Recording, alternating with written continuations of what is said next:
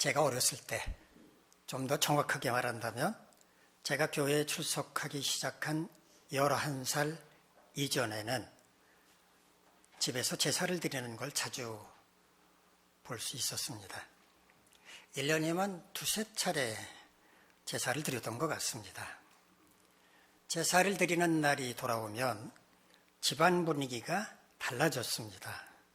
부모님은 아침부터 찬장에 보관하고 있던 제사에 쓰이는 그릇들, 나무로 된 그릇, 노수로 된 그릇을 모두 꺼내서 윤기가 나도록 반질반질하게 닦으셨고, 아버지는 제일 크고 좋은 사과, 배, 대추, 밤 등 과일을 사다가 사과와 배는 위아래를 평평하게 자르고 밤은 정성스럽게 껍질을 까서 알밤으로 만드셨습니다.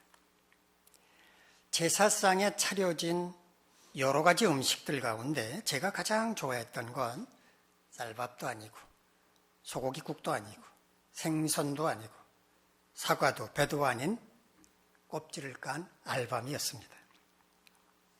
졸음을 참아가면서 제사가 끝날 때까지 기다렸다가 달콤한 알밤을 먹을 때가 가장 좋았습니다. 물론 그 시간까지 기다리는 것은 그렇게 많지는 않았고 대부분은 그냥 중간에 꽉박 자다가 아침에 일어나고야 말았는데 다음날 아침이면 알밤을 먹을 수가 없었습니다. 나무 접시에 올려진 알밤은 숫자라고 해봐야 그렇게 많지가 않았기 때문에 다음날 아침까지 남아있을 수가 없었기 때문입니다. 왜 제가 뜬금없이 제사 얘기를 하는지 궁금하게 생각하실 텐데 오늘 우리가 살펴볼 말씀이 바로 어떻게 하나님께 제사를 드려야 하는지에 관한 내용이기 때문입니다. 이 시대를 살고 있는 우리는 하나님께 제사를 드리는 게 아니라 예배당에 나와서 예배를 드립니다만은 이 예배는 사실은 구약 시대의 제사를 현대화한 것입니다. 사도 바울은 로마서 12장 1절에서 너희의 몸을 하나님이 기뻐하시는 거룩한 산 제물로 드려라 이렇게 말을 했습니다. 우리는 더 이상 제사를 드리지 않아도 되지만 제사를 드리는 마음으로 자기 몸을 제물로 바친다고 하는 자세로 세상 가운데서 거룩한 삶을 살아야 한다고 강조한 겁니다.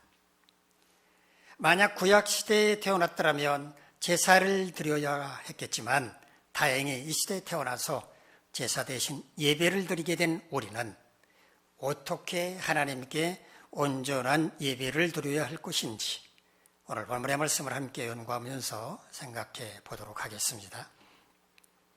출애굽기를 보면 하나님은 모세에게 성막을 어떻게 만들어야 할지 그 설계도를 보여주시고 또 세부적인 제작 지침까지 알려주시는 것을 볼 수가 있습니다. 이 설계도와 제작 지침에 따라서 모세와 이스라엘 백성들은 성막을 만들게 됩니다. 레위기는 그 성막에서 백성들이 하나님께 어떤 제사를 어떻게 드려야 할 것인지를 말씀해 주시는 내용입니다. 그렇다고 해서 레위기 전체가 제사에 관한 내용은 아닙니다만은 하나님의 백성으로서 어떻게 성결하게 살아가야 할지 그런 규정도 나옵니다만 그래도 레위기의 주된 내용은 하나님께 제사를 드리는 것입니다. 오늘 본문도 제사에 관한 내용인데 우리 레위기 2장 1절에서 3절까지 말씀 함께 읽도록 하겠습니다. 시작. 누구든지 소재의 예물을 여호와께 드리려거든 고운 과리로 예물을 삼아 그 위에 기름을 붓고 또 그 위에 유향을 놓아 아론의 자손 제사장들에게로 가져갈 것이요.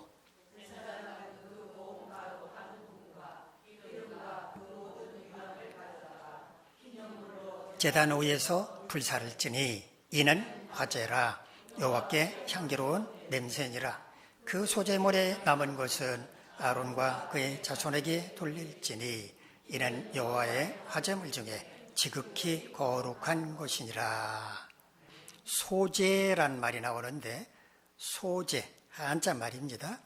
히브리어로는 메네아흐란 말을 번역을 한 겁니다. 곡식을 제물로 삼아서 드리는 제사를 가리키는 말입니다. 이 한자 소자라고 하는 한자는 뽑은 지 얼마 되지 않은 실을 형상화한 것이라고 합니다. 그 글자를 가만히 들여다보면 실타래의 모습이 영상되는 것을 알 수가 있습니다. 실로 여러 가지 옷감을 만들 수 있는 것처럼 이 소자는 사물의 바탕이나 근본을 나타내는 말입니다. 왜 곡식을 소자라는 글자로 표현했을까 생각을 해보면 곡식은 여러 가지 음식을 만드는 기초적인 재료로 사용되기 때문이 아닐까 짐작을 해봅니다. 예물이라고 하는 말은 히브리어 카리반이라고 하는 말을 번역을 한 건데요. 제가 3주 전에 마가복음 7장을 말씀으로 설교를 전해드릴 때 고르반이라고 하는 말씀을 전해드렸는데 기억이 나시는지 모르겠습니다. 하나님께 예물로 바칠 물건이다 이렇게 선언하기만 하면 즉 이거는 고르반입니다 라고 말하기만 하면 그것으로는 부모를 공경하지 않아도 되었기 때문에 사람들은 부모를 섬기지 않으려는 속셈으로 고르반이라고 하는 말을 남발한다라고 예수님은 지적하셨습니다. 그 고르반이라고 하는 말이 히브리어 카르반이라고 하는 말입니다. 하나님께 바치는 예물 혹은 제물을 가리키는 말입니다. 오늘 본문은 하나님께 곡식을 제물로 바칠 때 어떻게 해야 할 것인지에 관한 세부적인 내용인데요. 모두 4가지 지침을 말씀해 주셨습니다. 첫 번째는 고운 가루로 예물을 삼으라는 것입니다. 고운 가루, 히브리어 솔렛라고 하는 말을 번역을 한 건데요. 밀의 나달을 곱게 간 것, 즉 고운 밀가루를 솔렛이라고 부릅니다. 우리는 지금 밀가루가 필요하면 마트에 가서 사면 됩니다만 그 먼 옛날에는 어떻게 고운 밀가루를 구했을까요? 밀 나달을 돌로 빻아서 찧어서 직접 가루를 만들었을 것입니다. 나중에는 좀 머리를 써서 밀 나달이 자꾸 흩어지니까 움푹 파인 바위나 돌을 움푹 파이게 만들어서 그 속에 나달을 놓고 찧었겠지만 그렇게 가루를 만드는 게 쉬운 일은 아니었을 것입니다.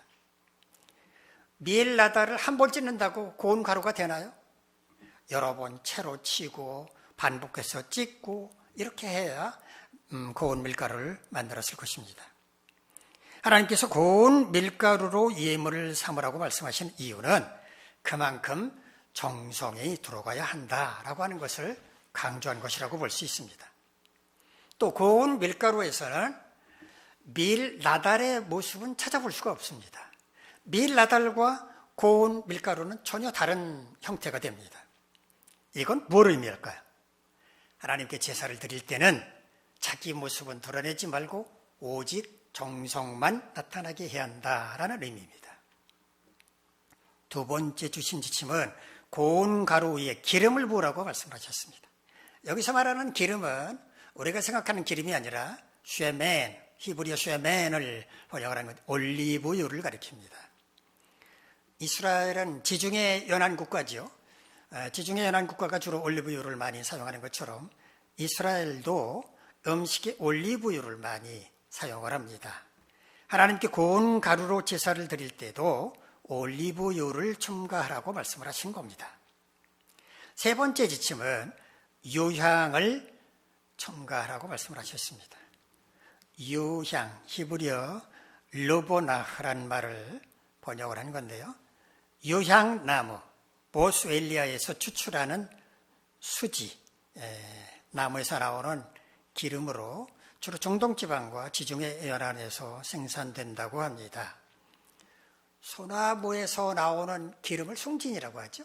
소나무에서도 끈적끈적한 기름이 나옵니다. 그 기름이 굳어버리게 되면 노란 송진이 되는데 그와 마찬가지로 유향나무, 보스웰리아에서 나오는 기름이 단단하게 굳어진 것을 가리켜서 유향이라고 부릅니다.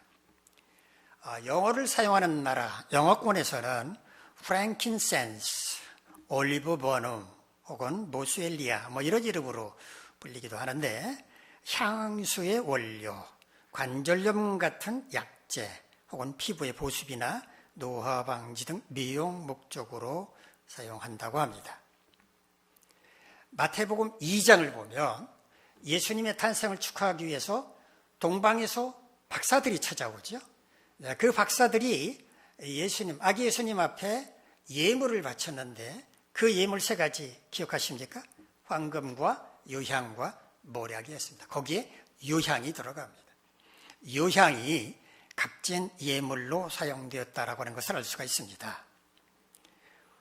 고운 가루와 올리브유 외에 유향을 첨가라고 말씀하신 것은 무슨 이유일까요?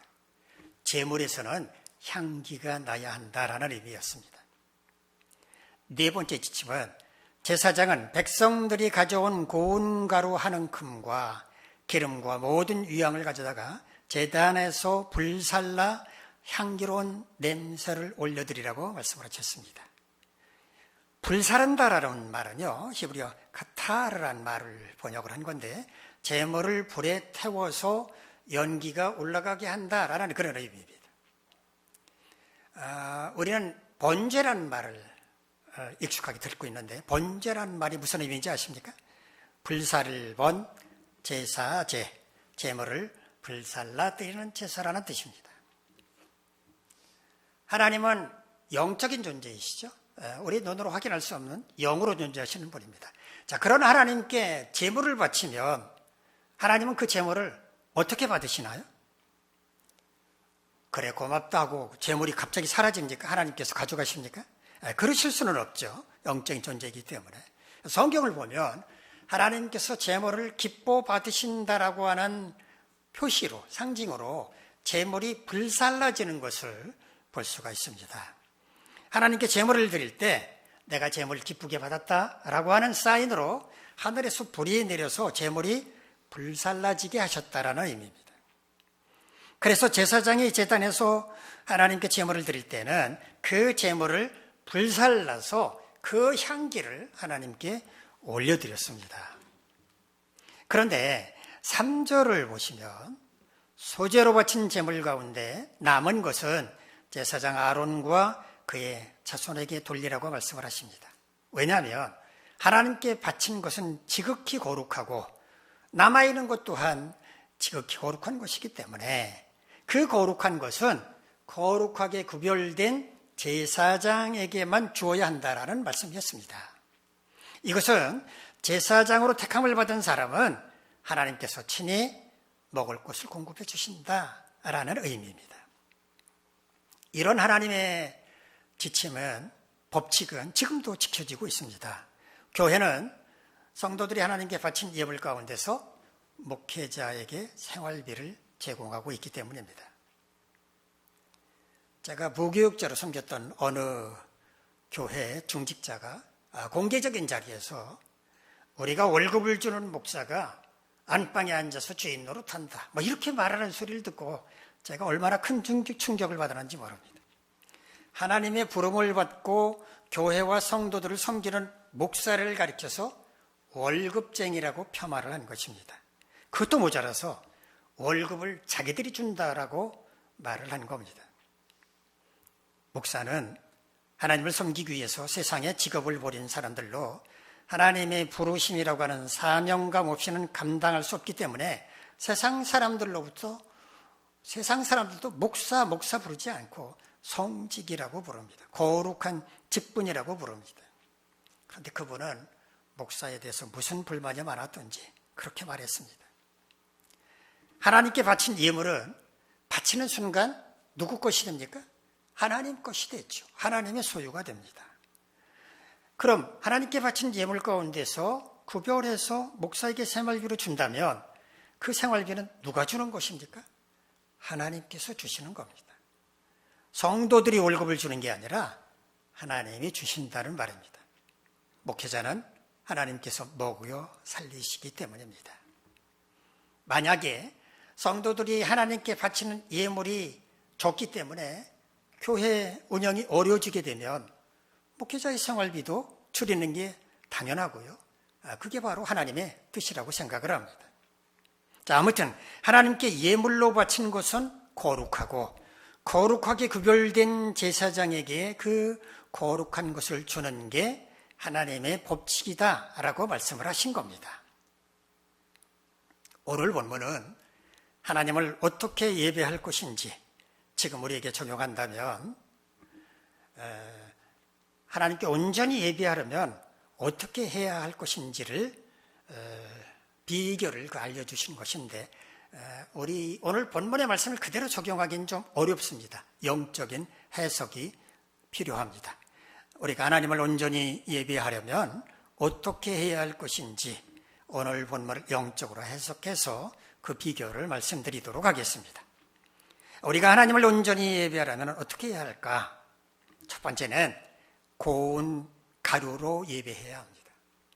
이 고운 가루를 영적으로 해석한다면 온 마음과 정성을 다해 예배해야 하고 또한 자신을 드러내지 말고 오직 하나님만 높여드려야 한다는 의미입니다.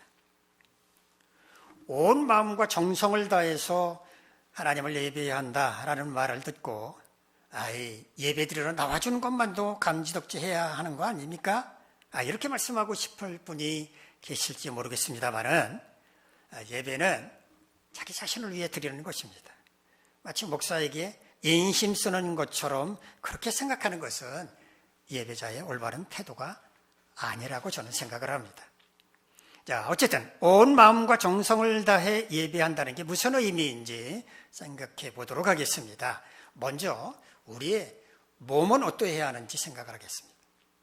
전날 밤 늦도록 친구들과 어울려 유흥을 즐기다가 아침에 간신히 몸을 추슬러 예배당에 나오면 어떨까요? 그렇게라도 예배를 드리려고 생각한다는 게 대견하지 않습니까? 이렇게 말씀하실 수도 있겠죠.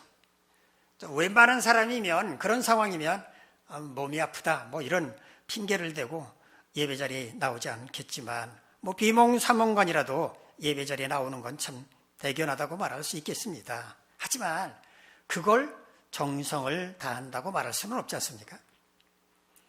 또 전날 밤 늦게까지 새벽이 될 때까지 TV 시청한다거나 게임에 빠져서 시간을 보내다가 예배 자리에 나와서 꾸벅꾸벅 존다면 어떻겠습니까? 물론 그분을 졸게 만든 목사의 책임이 더 크겠습니다마는 그 또한 정성을 다한다고 말할 수는 없을 것입니다. 적어도 주일 전날에는 우리의 몸을 준비할 필요가 있습니다. 다음날 예배에 지장을 주지 않도록 몸의 상태를 유지해야 합니다. 그러려면 토요일에는 몸을 정결하게 준비하는 게 옳습니다. 자, 두 번째, 우리의 마음은 어떻게 준비해야 할지 생각을 해봅시다. 부부간의 갈등, 부부싸움, 혹은 가족 간의 불화가 있고 난 다음에 예배 자리에 나오면, 마음이 상한 태로 예배 자리에 나오면 예배가 제대로 됩니까? 온전히 예배에 집중할 수가 없습니다. 우리는 불교 신도를 볼 때마다 불쌍한 영혼, 구원받아야 할 영혼 이렇게 생각을 하지만 저는 예배 드리는 자세만큼은 그들로부터 배워야 한다고 생각을 합니다. 그들은 적어도 불상 앞에서 정말 정성을 다해 섬깁니다. 그들에 비하면 우리 그리스도인들은 하나님을 너무 가볍게 여기는 경향이 있습니다. 불교도들 눈앞에는 눈에 보이는 형상이 있으니까 그 앞에서 온 마음과 정성을 다하지만 우리는 하나님을 볼 수 없으니까 두려워지도 않고 정성을 다하지 않는지도 모릅니다. 여러분 이런 얘기 들어보셨을 겁니다. 안 보는 데서는 나라님도 욕한다. 나라님이 누굽니까? 나라의 임자, 임금, 왕을 가리킵니다. 아무리 지엄한 임금님이라고 할지라도 없는 자리에서는 백성들이 욕하는 것쯤은 어찌할 수 없다라는 의미입니다. 저는 이 말을 들을 때마다 백성들의 의식 수준이 얼마나 낮으면 이렇게 말하는 걸까라고 생각을 합니다. 나라의 왕은 보는 데서나 보지 않는 데서나 존중해야 마땅합니다. 또 그렇게 하는 것이 백성으로서의 도리입니다. 그런데 보는 데서는 코를 땅에 박고 절을 하면서도 안 보는 데서는 저나 나나 똑같은 사람인데 부모 잘 만나서 임금이 된 거라면서 비판한다면 얼마나 가벼운 태도입니까? 눈에 보이면 두려워하고 안 보이면 하찮게 여기는 것은 깊이가 없는 촌박한 태도라는 말입니다.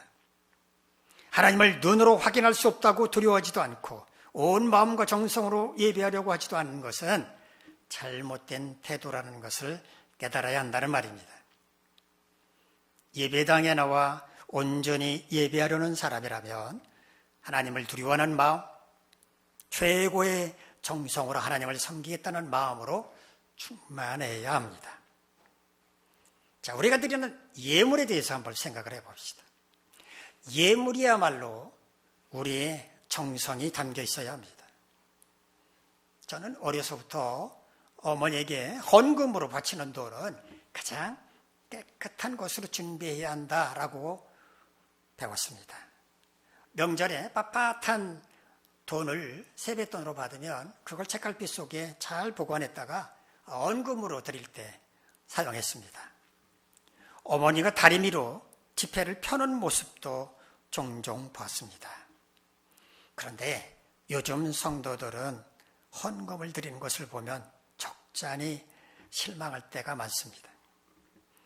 테이프로 붙인 돈, 한쪽이 떨어져 나간 돈, 이런 돈으로도 헌금을 드립니다. 이렇게 말씀하실 분이 계실지 모르겠습니다. 목사님, 하나님은 헌금하는 돈의 상태를 보시지 않습니다. 그 헌금하는 돈의 가치를 보십니다. 그렇게 말씀하시는 분께 저는 이런 말씀을 드리고 싶습니다. 어머니나 아버지에게 그런 돈을 용돈으로 드리실 수 있겠습니까? 그런 돈을 받으신 어머니나 아버지께서 야, 어떻게 이런 돈을 용돈으로 주는 거냐? 라고 말씀하시면 여러분은 그때 이렇게 말씀을 하셔야 합니다. 아버지, 어머니, 돈의 상태가 뭐 그리 중요합니까? 돈의 가치가 중요한 거지. 또 하나, 하나님께 드리는 예물은 부끄럽지 않아야 합니다. 도둑질한 돈, 사기친 돈으로 하나님께 헌금하면 떳떳할까요? 온전한 11조를 바치려면 금액이 너무 많으니까 적당히 애누리해서 드리면 어떨까요? 아예 드릴 생각조차 안 하는 것보다는 낫지 않느냐고요? 물론 그럴 수 있습니다만 얼마나 부끄럽습니까? 헌금은 믿음의 표현입니다. 믿음이 없으면 하나님께 헌금을 드릴 수가 없고 믿음이 적으면 그 믿음만큼 헌금 드릴 수밖에 없습니다. 믿음이 적어서 적게 드리는 거야 어쩔 수 없겠지만 그걸 당연한 거라고 여겨서는 안 됩니다. 돈을 사랑하는 마음보다 주님을 사랑하는 마음이 더 크게 해달라고, 정함이 없는 재물에 소망을 둘 것이 아니라 주님께 소망을 둘 수 있게 해달라고, 선한 사업에 부한자로 살아갈 수 있게 도와달라고 기도해야 합니다. 두 번째, 하나님을 온전히 예배하려면 기름을 부어 예배해야 합니다. 영적으로 해석한다면 성령의 기름 부음을 통해 성령의 능력으로 예배해야 합니다. 예수님은 요한복음 4장 24절에서 이렇게 말씀하셨습니다. 하나님은 영이시니 예배하는 자가 영과 진리로 예배할지니라. 진리란 하나님의 말씀, 즉 진리의 말씀을 가리키고 영이란 성령을 가리킵니다. 하나님을 예배할 때는 성령으로 예배해야 한다고 말씀하신 것입니다. 성령으로 예배한다는 것은 어떻게 하는 것일까요? 성령의 인도하심을 따라 성령의 능력으로 예배한다는 것입니다. 우리의 의지나 감정으로 예배드리는 게 아니라 성령에 사로잡힌 바 되어서 성령께서 이끄시는 대로 하나님께 예배를 드려야 한다는 말입니다. 히브리어로 기름을 붓는다는 말은 마샤흐란 말입니다. 여기서 나온 말이 기름 부음 받은 자라는 말인데 메시아흐란 말이 바로 기름 부음 받은 자, 그리스도를 가리키는 말입니다. 구약시대에는 왕이나 제사장이나 선지자를 세울 때 그 머리 위에 올리브유를 따라 부었습니다. 기름을 붓는 이유가 무엇이었을까요? 하나님의 능력을 그에게 덧입혀주는 것, 하나님의 영을 그에게 넣어주는 것을 상징하는 행위가 바로 기름을 붓는 것이었습니다. 예배할 때도 기름 부음이 필요합니다. 성령께서 예배를 인도하실 수 있도록 하는 것입니다. 그러려면 어떻게 해야 할까요? 예배하기 전에 간절하게 기도해야 합니다. 여러분은 예배당에 도착하면 가장 먼저 하는 일이 뭡니까? 주변 사람들과 반갑게 인사를 나누는 것인가요? 주변 사람들과 인사 나누는 것은 예배가 다 끝난 후에 성도의 교제 시간에 하는 것입니다. 할 수 있는 대로 예배 시작 전에는 조용히 기도부터 해야 합니다. 어떤 기도를 해야 할까요? 오늘 이 예배 후에 성령의 기름을 부으셔서 하나님께는 영광이 되고 우리에게는 은혜가 충만한 시간이 되게 해달라고, 예배를 방해하는 사탄의 세력을 물리쳐 주시고 오직 예배에 집중할 수 있게 해달라고, 말씀을 듣고 깨우칠 수 있는 지혜를 내려달라고 기도해야 합니다. 하나님을 온전히 예배하려면 성령의 인도함을 따라 성령의 능력으로 예배해야 한다는 걸 잊지 마시기 바랍니다. 두 번째, 세 번째, 하나님을 온전히 예배하려면 향기로 예배해야 합니다. 영적으로 해석한다면 찬양의 향기, 기도의 향기, 섬김의 향기로 예배해야 합니다. 향기는 꽃이나 방향제를 통해서만 맡을 수 있는 게 아니라 사람을 통해서도 향기를 느낄 수 있습니다. 몸에 진한 향수를 뿌려서 냄새 나게 한다는 그런 의미가 아니라 그 사람의 말이나 행동이 감동을 주게 한다는 말입니다. 어떤 때 향기를 느낄 수 있습니까? 그 사람의 말에서 진심이 묻어나올 때, 그 사람의 행동에서 헌신이 느껴질 때 향기를 느낄 수 있습니다. 그렇다면 예배할 때 향기가 나게 하려면 어떻게 해야 할까요? 전심으로 예배해야 합니다. 순서마다 올려드리는 우리의 찬송가에, 대표자가 드리는 기도에 우리의 온 마음이 담겨 있어야 합니다. 찬송가를 가리켜서 곡조가 달린 기도, 곡조가 달린 기도라고 말합니다. 찬송가의 가사는 곧 기도문과 같다는 말입니다. 그러므로 찬송가를 부를 때 단지 우리의 입술로만 부를 것이 아니라 한 구절 한 구절을 마음으로 새기면서 때로는 기쁘고 즐거운 마음으로, 때로는 애통하는 마음으로, 때로는 간절한 마음으로 찬송가를 불러야 합니다. 우리를 대표해서 드리는 그 기도가 내 마음과 일치한다면 아멘이라고 화답할 수 있어야 합니다. 찬양단이 찬양할 때 노래 잘하네 이런 마음으로 들을 게 아니라 그 가사 하나하나를 따라가며 마치 자신의 고백처럼 마음으로 따라 부를 수 있어야 합니다. 이럴 때 우리가 드리는 예배에서는 향기가 날 것입니다. 찬양의 향기가 나고 기도의 향기가 나고 오직 하나님만을 높여드리려는 섬김의 향기가 날 것입니다. 구약시대의 제사가 자신을 대신해 제물을 불태워 드리는 것이었다면 오늘 우리의 예배는 자신을 불태워 하나님을 높여드리는 것이어야 합니다. 이사야 43장 21절에서 하나님은 이렇게 말씀하셨습니다. 이 백성은 내가 나를 위하여 지었나니 나를 찬송하게 하려 함이라. 하나님을 찬송한다고 하는 것은 곧 예배하는 것과 같으므로 우리는 하나님을 예배하는 자로 지음을 받았다는 말입니다. 우리는 어떻게 하나님을 온전히 예배할 수 있을까요?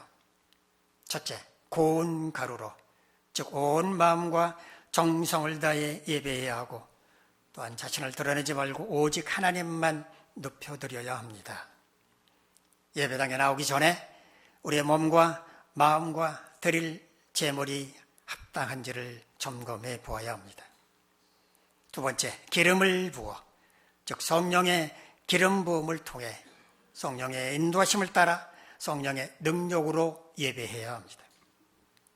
세 번째, 향기로, 찬양의 향기, 기도의 향기, 섬김의 향기로 예배해야 합니다. 예배 순서마다 우리의 온 마음을 담고 오직 주님만 높여드리고자 할 때 우리의 예배에서 향기가 나타날 것입니다. 여러분 모두 이와 같이 하나님을 온전히 예배할 수 있기를 간절히 바랍니다. 기도하겠습니다. 자비로우신 하나님, 우리 모두 하나님을 온전히 예배하기를 원합니다. 고운 가루로 온 마음과 정성을 다하여 자신은 온데간데 없어지고 오직 하나님께 드리는 정성만 나타나도록 기름을 부어서 성령의 기름 부음을 통해서 성령의 능력으로 향기로, 찬양의 향기, 기도의 향기, 섬김의 향기로 예배할 수 있게 도와주시옵소서. 그래서 우리가 드리는 예배가 온전히 하나님께 영광이 될 수 있도록 인도해 주시옵소서. 예수님의 이름으로 기도하옵나이다. 아멘. 자리에서 일어나서